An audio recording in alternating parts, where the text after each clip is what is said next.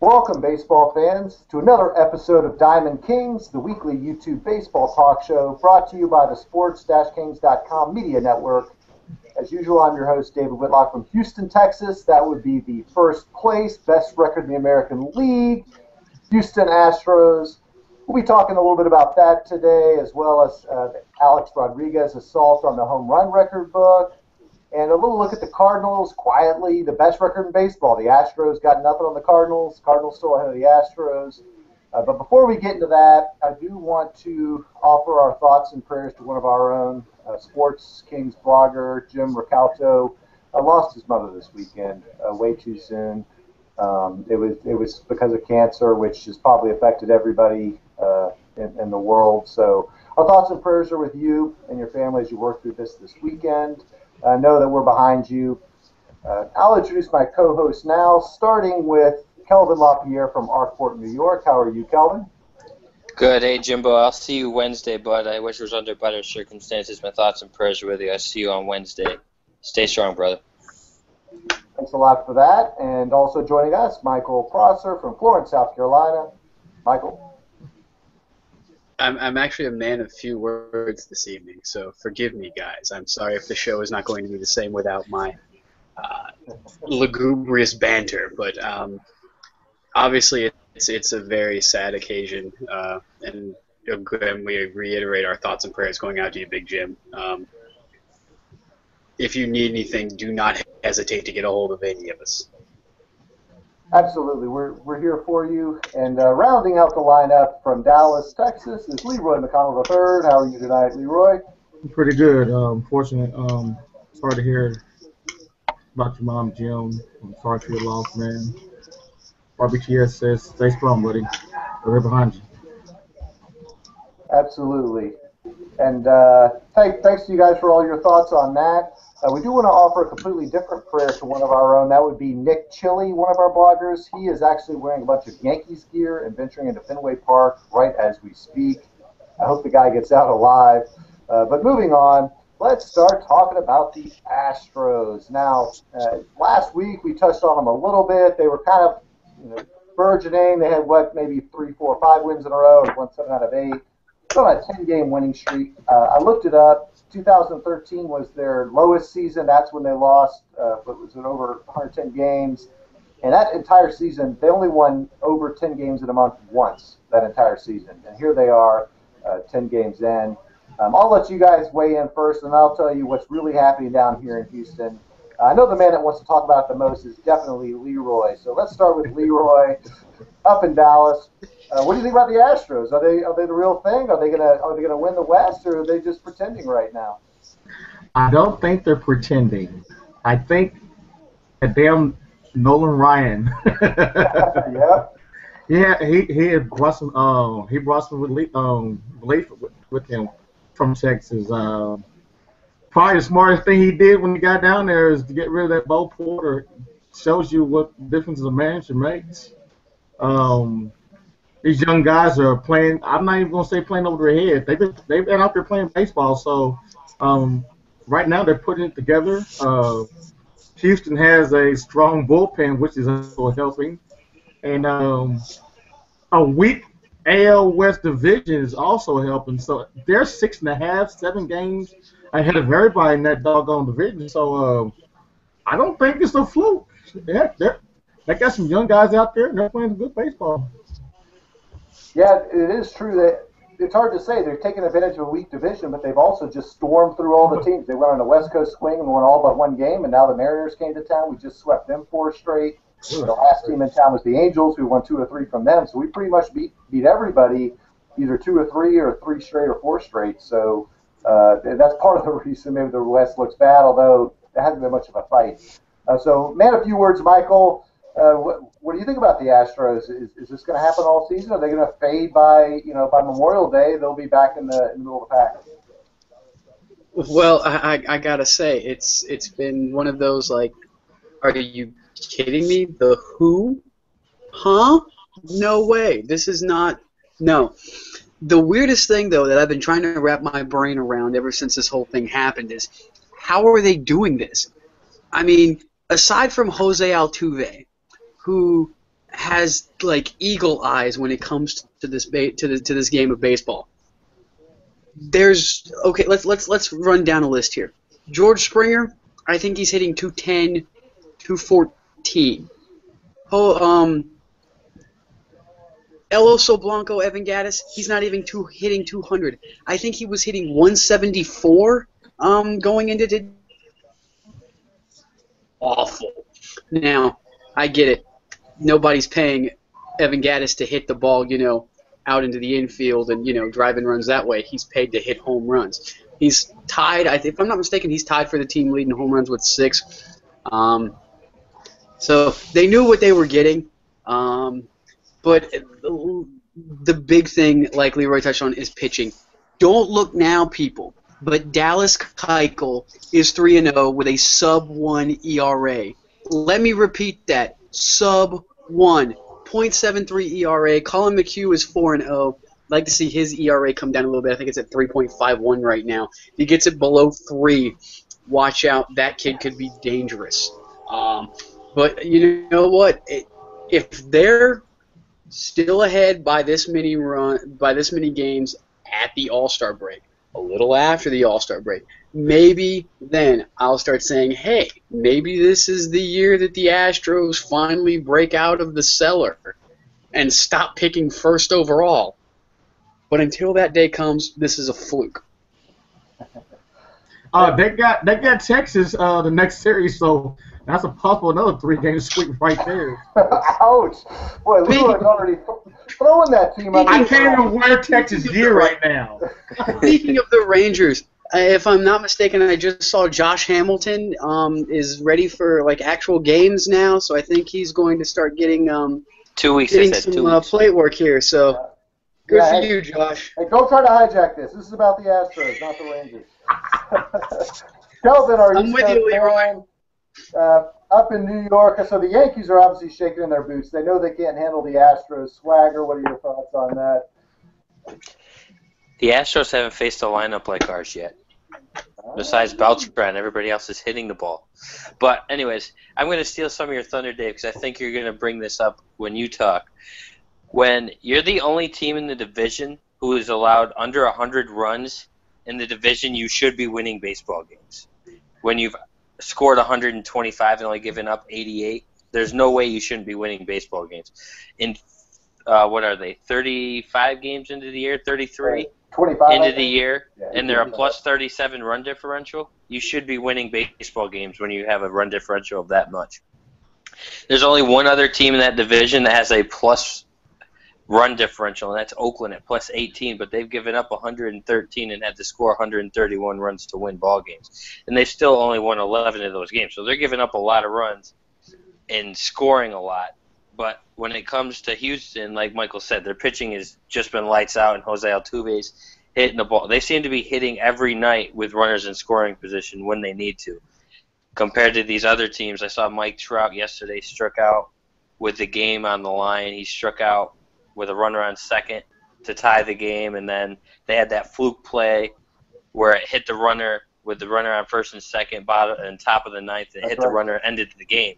And that happened twice yesterday, which is the first time that's happened 2 times in one day in the past 20 years or something like that. It's been a long time since that's happened. But Houston sitting at 18-7, 7 games up on the Angels right now. If they get to the All-Star break up 7, let's look historically. It's what's happened after the All-Star break.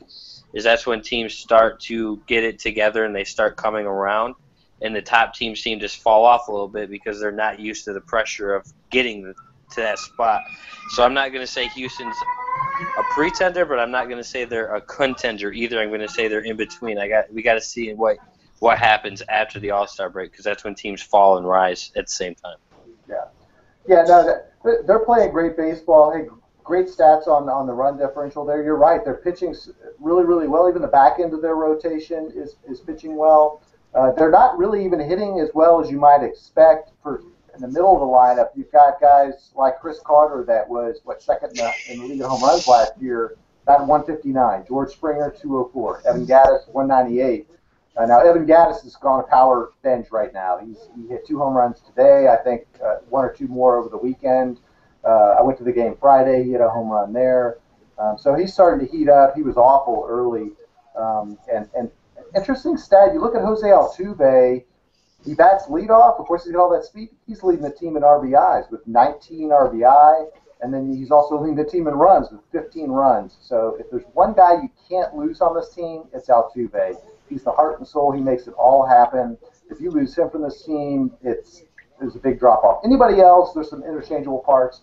Keuchel is the other one that has – every time you watch him pitch, I mean, you basically expect about a 3 or 4 hitter. I mean, he's out there dealing tons of ground balls. The bullpen's been great, but to kind of echo what Kelvin just said, it's so early in the season. I mean, it's May 3rd right now as we're recording this. I mean, we're basically 1 month in. Any team can be hot for a month. I do think that they'll contend. I think that they have, 500 was kind of a goal this year. I think that now looking at what we see early, that might be an expectation. Can they get to 90 wins, 92 wins, 94 wins? We'll see. But certainly encouraging. We're excited down here in Houston. It's been a big drought. So we can't wait to see what happens next. It's finally, the fans are starting to come back and watch the team. So it's been some dark times, and we're glad to be back. And I'll kind of leave it at that. So next subject is Alex Rodriguez. Now, it's a little bit before Sunday Night Baseball. He's going to take the field tonight with 660 career home runs. He tied Willie Mays, I believe it was Friday, with a pinch hit home run over the Green Monster, which a fan caught and refused to give back to him, if anybody wants to talk about that. But obviously, we remember the Mark McGwire and the Sammy Sosa race and how the nation was just glued to television. It doesn't seem like that's happening right now for obvious reasons. We all kind of know the cloud that's over him. So I'll ask each of you, what is the historical perspective for this Alex Rodriguez, the home runs that he's hitting and passing big names like Willie Mays and Babe Ruth might be next? And what are your thoughts? Should it be a bigger deal? Is it good that it's not that big of a deal? And we'll start with Michael this time. Well, for starters, if I'm Alex Rodriguez and there's not a clause in my contract that says that I don't get that bonus if I did steroids or whatever it is, I'm suing Brian Cashman for not giving me my money because I'm due for that. Yep. I don't see Brian Cashman out there swinging about hitting, 450-foot shots over, 500-foot walls or whatever it is. I don't even care. Pay up, Cashman. Seriously. He's owed. I mean, we've all said bad things about A-Rod. Kelvin, you're a Yankees fan. You've probably said bad things about A-Rod. Leroy, you've seen him in Texas. You've probably, said bad things about A-Rod, especially when he was killing the Royals. When he left. That's right. The whole point of this is the man has paid his dues. He has done wrong. He was punished for that. Yeah. His punishment is over. Let the man be. If he breaks it, great. Good for him. Willie Mays himself has already said, you know what, I'm totally fine with this. And if Willie's okay with it, why can't everybody else be all right with it? Brian Cashman's just greedy and he doesn't want to pay up. But that's beside the point. Should people be caring more about this? Yes and no. Because, and like you said, Dave, because of what has happened to A-Rod prior to all of this happening, the scandal with the steroids, his Kate Holmes, was it? Which one of the hot chicks did he date? That was Cameron Diaz. Yeah, there was Cameron Diaz. There was Madonna. The one that's with the dude from Muse right now. That chick. Anyways, he's tabloid central. But what do you expect in New York City? I mean, come on, man. The point is this: if A-Rod breaks it, great, good for him. That's pretty much it. Yeah, you go, A-Rod. 660 is one thing. 714 is a big number because that's another 50 or so goals. I mean, goals. And that's another thing. 50 or so I home runs. don't understand why people don't give Barry his due because of all the times that Barry got walked. Yeah, walking 200 times a season sometimes. Walk after walk after walk. Will A-Rod be able to hang on? I mean, at least a couple more years, A-Rod would have to hold on in order to play well to get to 14. So the 660 might be it. It might come tonight, and then it'll all be over. Maybe Nick Chili will catch the home run ball and give it back to him, and he'll be famous and all that. So Leroy, you've always had an interesting opinion of PED users and their perspective in history. What do you think about the way this A-Rod record book thing's going? I'm one to believe that every time a ball is pitched, a ball is put in play, it counts. So if the ball goes a base hit, if the ball goes over the fence, or if there's a strikeout, it counts.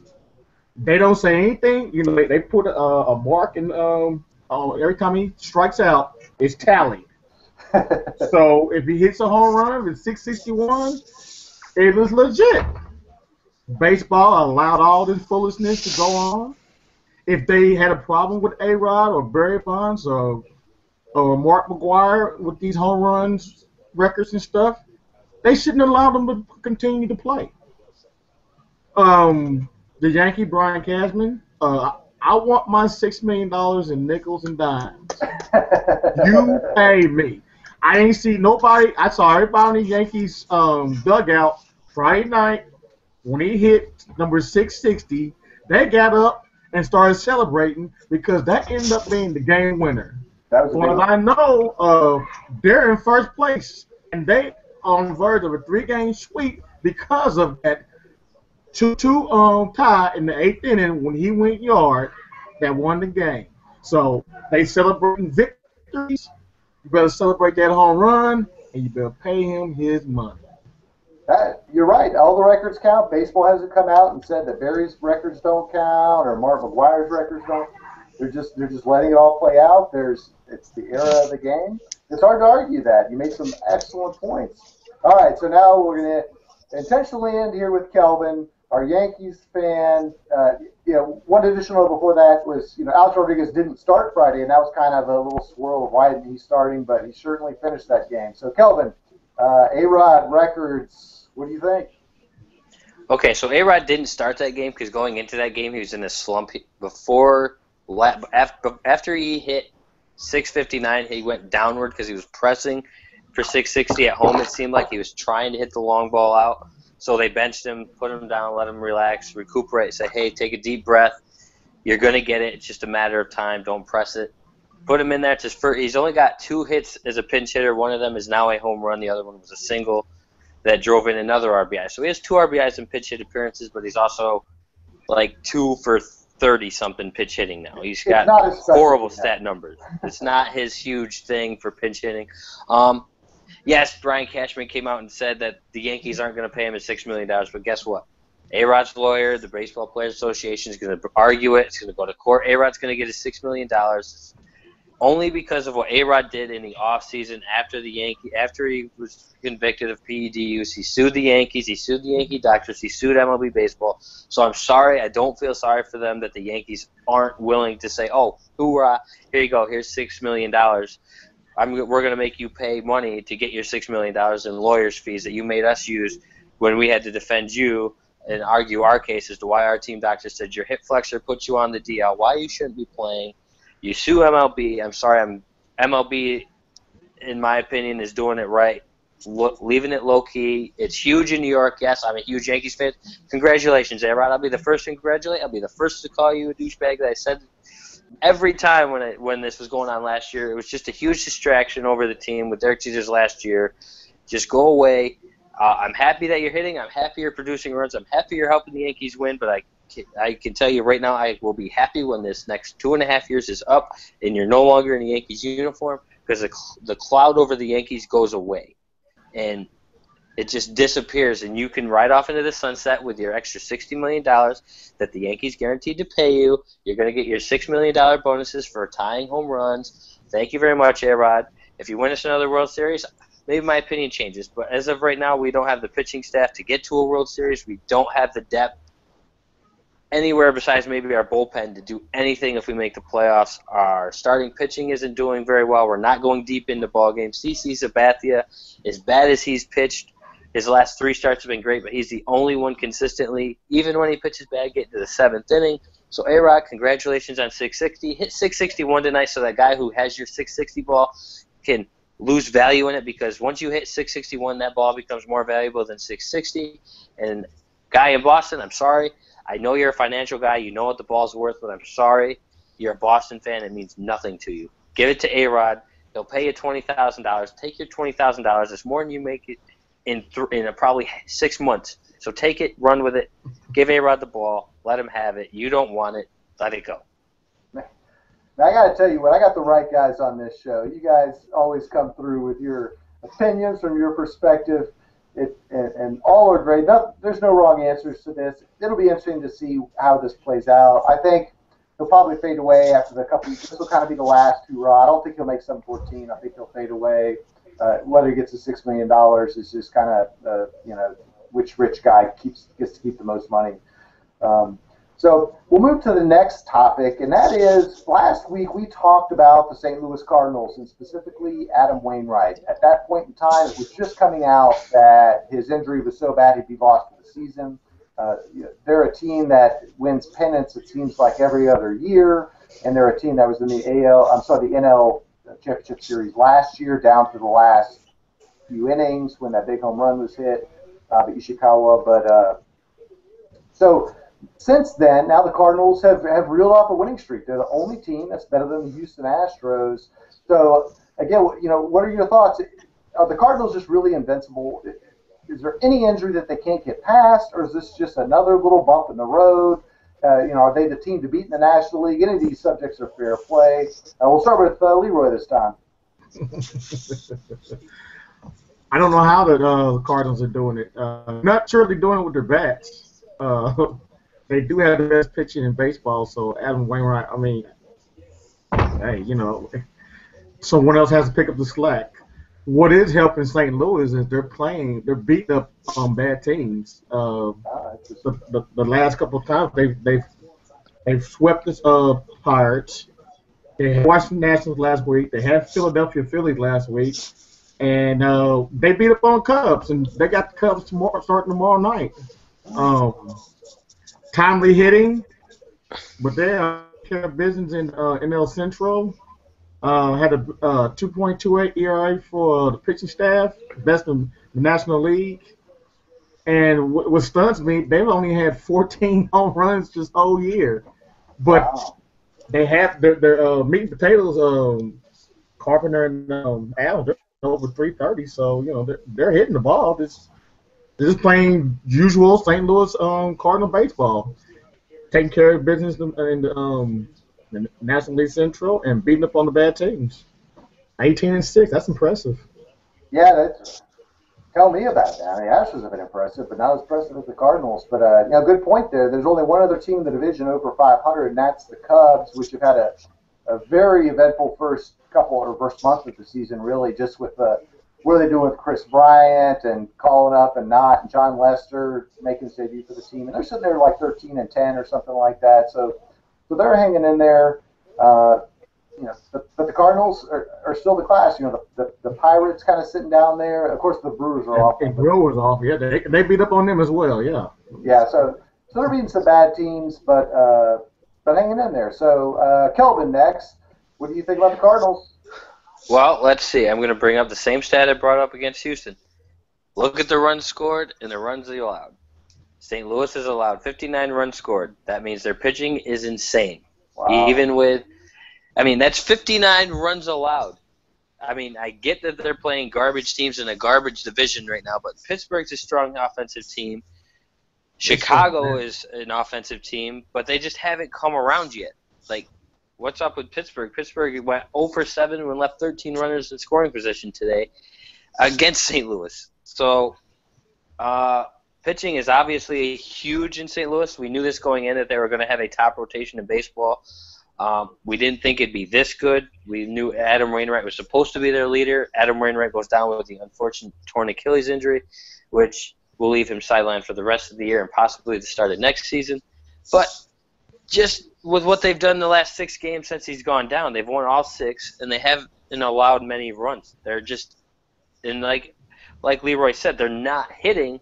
But when you're pitching well, you don't need to be producing. When that pitching starts to fall off, if their hitting doesn't pick up, this team's going to come back down. They're going to be a sub-average team. But I don't see this pitching staff, considering that we said that they – well, we didn't say that, but I predicted they'd have a solid staff. But we looked at the L.A. Dodgers having a top rotation in the National League, followed by probably St. Louis, then Chicago in the NL as a pitching staff. And then you go down and you just see it. Now it seems like it's St. Louis, Chicago's pitching well, LA's off to a hot start.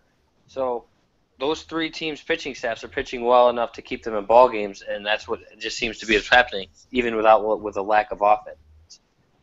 Yeah, and it's a little presumptuous to say, oh, look how they're dominating without Wainwright. I mean, it's been basically one time in the rotation he's missed so far, so it's been basically the same team minus one start. Let several starts go over a few months, and we'll see if they're able to hang in there. I'll never doubt the Cardinals. They're always going to be there at the end of the year. They're always a contender, well-coached, staffed organization, always minor leagues stocked with talent to bring up. So, Michael, if you're still awake, we haven't called on you in a while. What do you think about the Cardinals? Are they the team to beat the National League, or the Nationals have kind of fallen off? The Dodgers are so-so. Looks like it's Cardinals' world. Don't pencil in the St. Louis series just yet, Dave. I mean, it's looking like it, but this is probably the slowest I've seen the entire National League get off in a long time.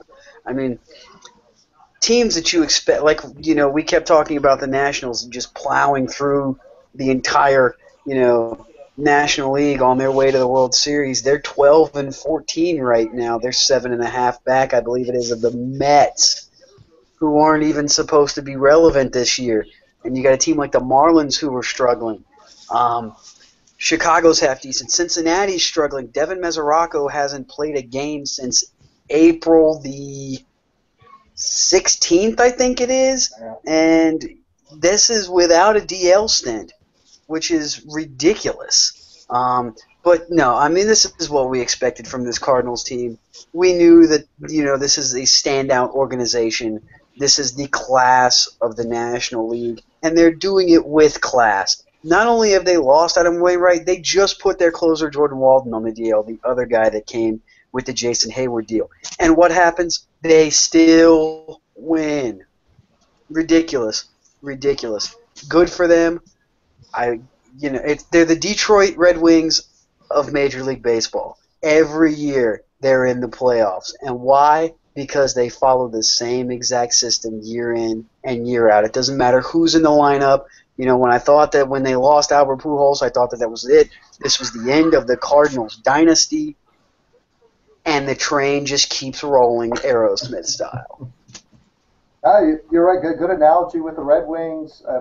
The Lakers, until recently, were kind of the same. It's like they're good, then they just move some parts around. They always seem to bring people in. Spurs, that's what it is. Spurs, yeah. Spurs kind of that same core. When I think about the Cardinals and Lakers, you have the Lakers, you have the Magic Johnson, James Worthy, and then they transition to Kobe, and then you get Shaq, and then still Kobe. But yeah, it'll be interesting to see how it plays out. Interesting thoughts on, I kind of agree with you, the National League has been a little bit low-key in terms of the start. The Mets had the hot start. They're doing okay. The Cardinals, of course, best record in baseball. Dodgers and Padres are kind of battling 1-2. Each of them has had some injuries, some good series, some bad series. When the Astros swept the Padres as part of this 10-game winning streak, but then the Padres have swept the Rockies, and so lots of baseball to play.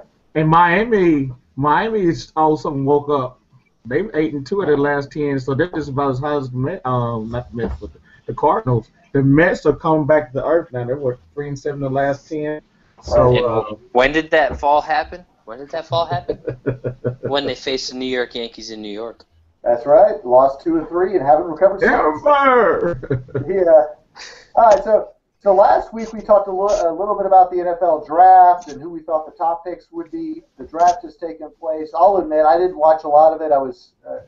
There's so many sports going on. I just kind of put that on the back burner. But we'll go around the horn here and get your thoughts on whatever your team is. I know some of you may have more than one team, and I'm talking about you, Leroy. But what are your grades for your draft? What players are you excited about that your team got? And any other thoughts on the draft? Let's start with Kelvin this time.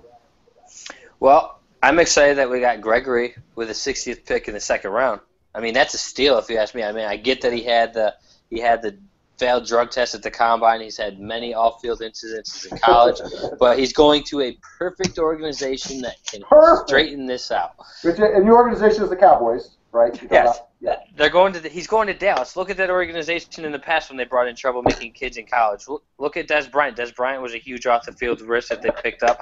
Des Bryant hasn't had the off-the-field issue at all since joining Dallas. They did this before in the 80s. They picked up troublemaking people all the time. And they have that support system, and watching the draft, that was one thing Gregory's agent did, is he called up every NFL organization and asked what their plan would be if they drafted him and what their whole support system was. And Gregory came out and said at the draft that Dallas was his number one place he wanted to go, and he's sitting there at 60, and Dallas is like, okay, we needed to address the pass rush, and we needed to address the cornerback situation. Okay, we go out, we pick up the top, not the top. He's not necessarily the top corner. Can he start day one? Probably not. But he blew the combine away. I mean, how is that guy still there at 27? I don't know. But you pick him up at 27. You pick Jones up at 27. You get Gregory at 60, and then it's just a win-win. They fix two key spots in the first two days of the draft. And then they go on. The only thing I'm going to say that Dallas should have done is they needed to pick up a running back, but they never did, which leads me to believe that Adrian Peterson is still in play. As much as Minnesota is going to say he's not, it just leads me to believe that somewhere in Jerry Jones's world of Dallas, he's sitting there contemplating, all right, what is it going to take for me to land Adrian Peterson this year? Draft's over. If you're Dallas, you're in it now to win it. You sign Greg Hardy. Yeah, he's facing a 10-game suspension. He'll probably get reduced down to 4 or 6 because it's still based off of last year, the CBA agreement from prior to his incident, not the one that he's now suspended under. So if you're in it to win it now, we signed Lawrence last year from Boise State, drafted him, the pass rusher. You bring in Gregory and Hardy. That's a pass rush that's going to be pretty solid if they all stay healthy. Then you address the corner situation. If Jones comes in, not saying he has to start week 1 because it's a 16-week season. You got a long time. So I'm going to say that Adrian Peterson is still on Dallas's target. Yeah, I think it's a good point. I was a little curious they didn't get a running back, so they must have something up their sleeve. Michael, down in Carolina country, what are your reactions to the draft? Well, when the commissioner came up and said with the 25th pick in the 2015 NFL Draft, the Carolina Panthers select Shaq Thompson, linebacker, Washington. Confused me. But I get why. Thomas Davis is coming off of the Walter Payton Man of the Year award, which is amazing. Congratulations, Thomas. I never doubted you for a minute. And it's only of recent that I have finally forgiven Carolina for picking you over Aaron Rodgers. Just got over that. Just barely. Look, the guy's playing on 2 torn ACLs. It's obvious we found the heir apparent. I don't have a problem with any pick except for the Mayo pick in the 5th round. Getting another linebacker. I mean, seriously? I get it. He's going to be a special teams player from Texas State. Whatever. My thing, though, is with Greg Hardy. How dare you make a 9/11 joke? How dare you? Oh, that was just insensitive for anybody that did not hear. I didn't hear. Carolina drafts Devin Funchess from Michigan. He's a big guy. He's 6'3", 6'4", 220 and some change. Wide receiver. Can play tight end, can play wide receiver. He's a tweener. Too small to play tight end, too big to play wide receiver. You know the deal. Pairing him with Kelvin Benjamin, that's 2 tall targets on the outside. Somebody brought that up. Greg Hardy said, and labeled it the Twin Towers. Greg Hardy says, yeah, didn't they crash and burn? Oh, no. Oh, that was bad. That was bad. I hope for that the 10-game suspension stays and that you come back to Carolina and get booed for the rest of your life. That was inconsiderate. That was disgusting. That was degradable. I don't care if you deleted it or not. That was sick. I can't disagree with that at all. There's no further words need to be said. So, Leroy, Cowboys or Chiefs? Pick your team. Pick those. What are your thoughts on what Kelvin thinks about the Cowboys and then maybe a little Chiefs talk? Heck, I can't say anything about the Cowboys. I mean, Kelvin nailed it all. I mean, I'm just glad it was amazing to pick up Gregory with the 60th pick of the draft. That is insane. I mean, now we just gotta stop smoking weed, all right? Not that hard. But you know, Cowboys were comfortable picking him. They have Calvin Hill, Grant Hill's dad, the NBA player's dad, who his program down there is phenomenal. That's why they're able to pick up guys like that. They need to work with Greg Hardy though, it seems. But and Joseph Randall. Randall's case got dismissed. He is not being charged with anything. Yeah, but we need to. He just needs to stop doing college stupidity stuff. He is doing. We just need to release him. I just don't like him, period. And as far as the, I don't really think we're going to get Adrian Peterson.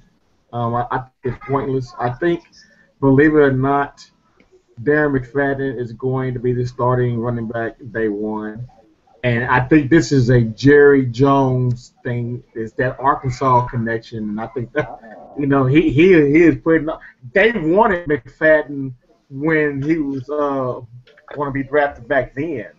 So now he finally got his man. So I think he's going to roll with him. And if it got to be running back by committee with Randall and kid from North Texas, that's what's going to happen. Peterson costs too much.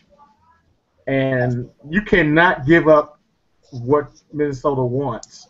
Because, see, the scary part is it'll be Herschel Walker all over again. And we cannot afford to be giving up everything to make Minnesota no payback. As for the Chiefs finally did something that fans have been begging for. We finally drafted a wide receiver. Chris Conley from Georgia, a deep threat. Now the only question is, can Alex Smith throw the ball downfield? We've Marcus Peters. We finally got a legit cornerback. We were struggling on in the AFC West trying to deal with Denver receivers and stuff. We couldn't hack one. We got some young talent. Even though Peters has been anointed as crazy at the University of Washington, I think we've answered. I think Andrew Reid did a good job.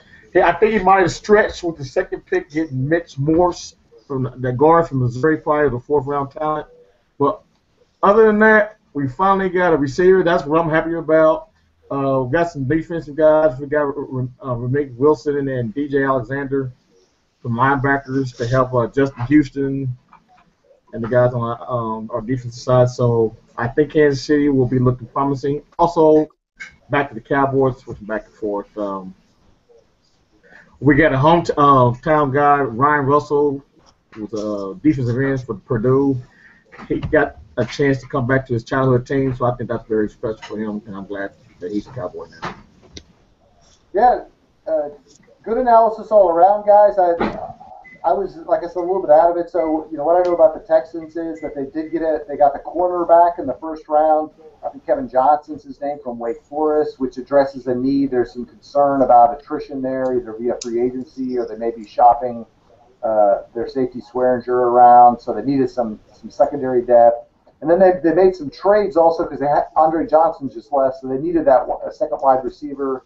They moved some guys around and got a wide receiver, I think, in the second round. So and maybe a guy out of Arizona State that was a good guy. So I think the Texans. Strong. Yeah, Jalen Strong. So the Texans, I think, did what they needed to do. They also got some more linebacker help. They always seem to 3-4. They run out of linebackers because Cushy gets hurt every year, and a couple other guys get banged up.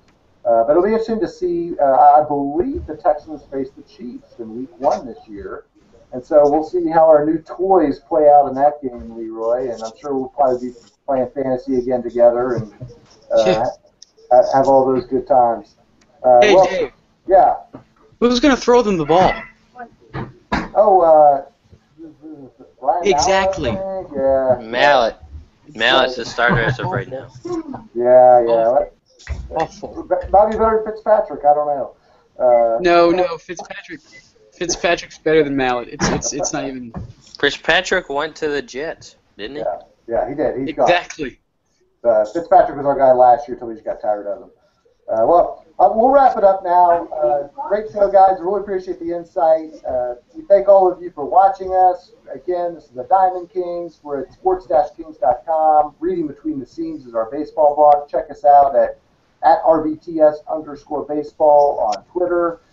For Kelvin, for Leroy, and for Michael, I'm David Whitlock. Thank you again from Houston, home of the American League. Best record in baseball. We'll see you next week. That's going to change this week. Starting tomorrow night, Texas going to take them down.